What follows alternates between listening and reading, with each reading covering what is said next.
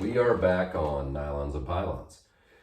Now we're going to talk about the debut of the XFL. The second debut, I should say. They were around in 2001. Vince McMahon from WWE.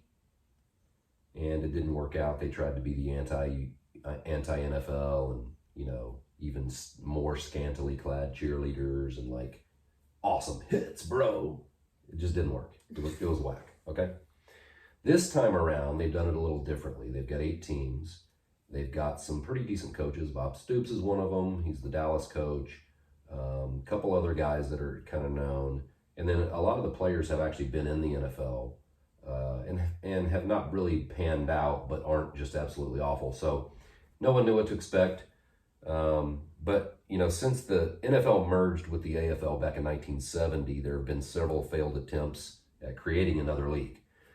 74 and 75 World Football League. They even had 3 players from the undefeated Dolphins teams of 1972, but still they couldn't last but like one season.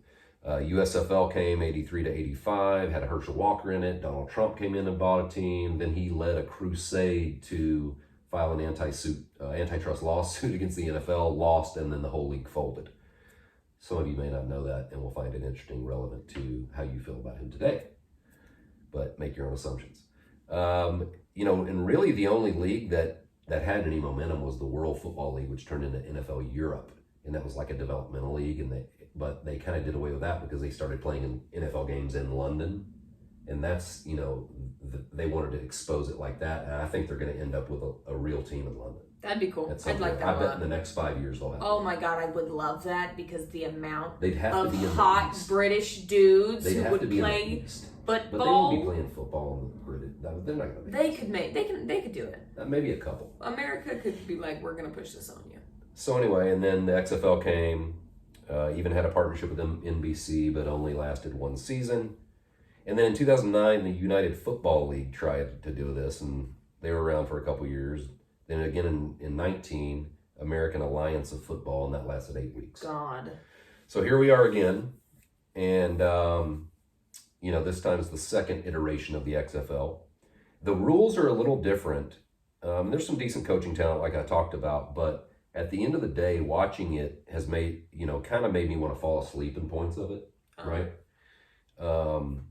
But the high-flying Renegades, under one of my faves, Bob Stoops, they couldn't fly high because they were supposed to lead the league in scoring. They scored like 9 points and lost. And they were like a 9.5-point favorite. But Landry Jones didn't play yet. He's playing next week. His knee was hurt or something like that. So maybe that'll help him out. But if they don't get more exciting, it's going to be tough for them to sustain it. But then they have a couple of really dynamic players. This guy from the quarterback for the Houston Roughnecks out of Temple, his name is P.J. Walker. That's the name of the team? Yeah. I like that. He can ball. And some of these uniforms look kind of cool. They're not as ridiculous as those World League ones used to be. But, you know, that's, I watched it a little bit again today, and Lennox was watching it, and he liked it. And there was a really nice catch on the sideline. So there are some redeeming